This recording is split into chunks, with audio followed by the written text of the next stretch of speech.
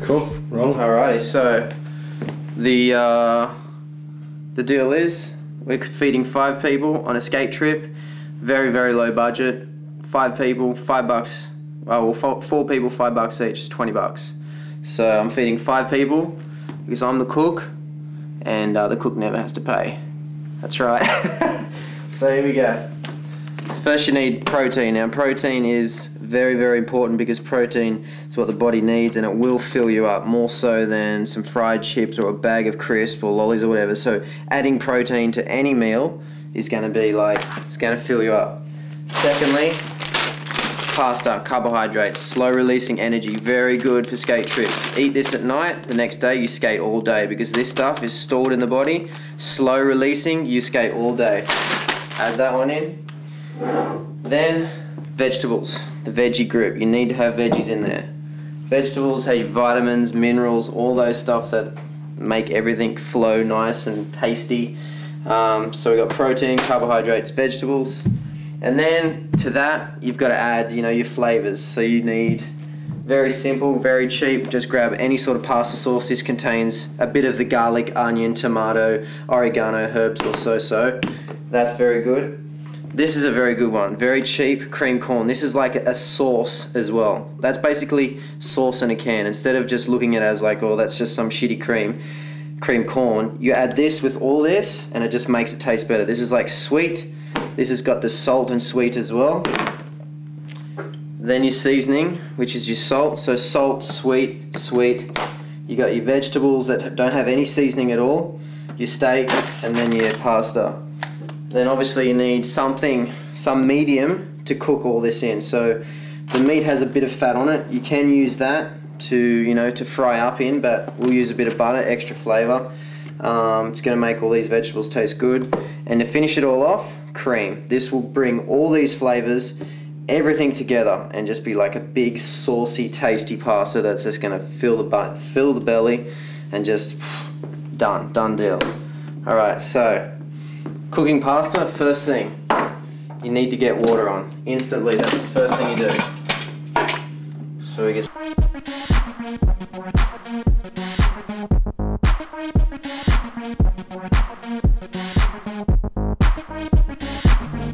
good trick, little tea towel, wet it a little bit, so then it grips a bit more onto the bench, chopping board on top of that, and it's not going to slide anywhere. Obviously again, hotel room, knives suck, so you just got to bear with me. Let's peel those carrots. Stop. Please don't stop. You need to stop. Don't stop. Take those ends off.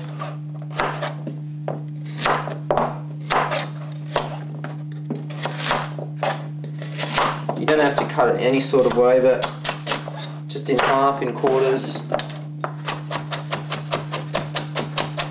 just in rounds or half moons.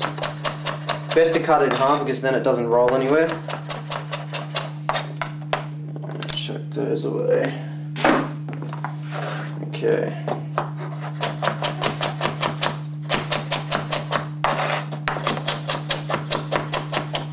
Watch the fingers. I've been doing it for a while, so I don't really need to look too much anymore. Okay. Plates are handy to keep your area neat. This is why when you look at those chef shows and you see all the chefs and they've got the little containers with all the carrots and it just looks so easy when they cook, this is why. It's because it's neat, and that's what helps your little workflow. This is a little bit dirty. Let's give it a wash. Most vegetables you need to wash, but generally they're clean from the shops. Again, and try and keep it the same sort of consistency because vegetables all cook differently. So if I throw these carrots in with these zucchinis, you know, carrots are a little bit harder, they take a little bit longer to cook.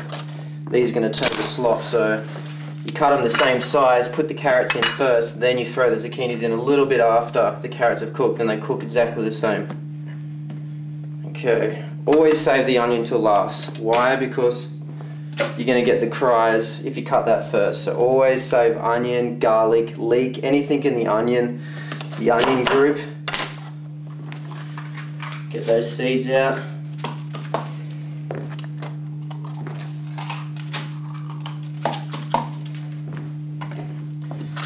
Capsicum's more for like colour than, it doesn't have a lot of flavour unless you roast it, but for what we're doing it's more just a visual colour thing, and it is a nice vegetable. It's just more of a texture in the pasta. This sort of thing you add very towards the end, so just cut it roughly because you're only just going to throw it in. It's just going to be in there for a bit of crunch. These knives, this knife really sucks.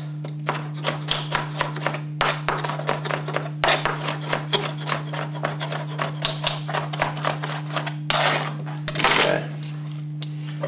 So. Don't stop. Will it ever stop? Yo, I don't know. Don't stop. Pop that pussy. And with the onion, get a bowl ready. Now, this part right here, a lot of people cut it off and sit it there. This is the most potent part of an onion. This part here, and this part of the root. This part's the old part, and this is the new. This is where it's growing, and this is where it's getting its guts from. In the middle is nowhere near as potent. So these two, cut them straight in the bin, get it away. And then that way, you don't cry as much. Okay.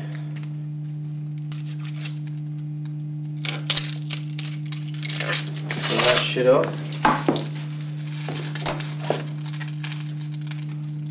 Okay. Trick to onion is just doing it fast and getting out of the way. If you can do it very quick, then the better. So that's prepped. And then we put that out of the way. Quick and nimble. I go crazy when I hear a cymbal and a hi-hat with a souped up tempo. With this, I mean, this is what we call a secondary cut.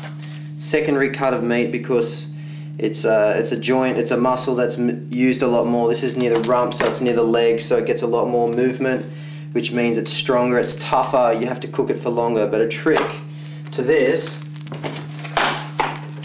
I mean, a lot of people know it, but it's just give it a bit of a whack. That's one thing. Give it a bit of a tenderize. Use the blunt end of the knife, not the sharp end. And the other trick is by cutting it very thinly.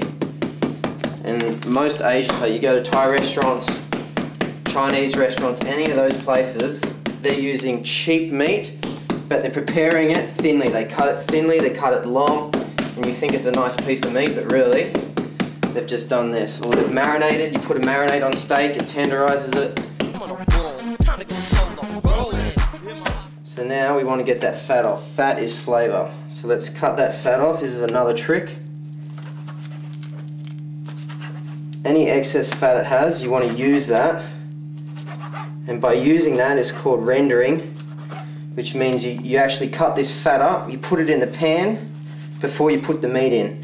And it melts, and then that stuff that melts is the fat, and that's what you cook your steak in. So.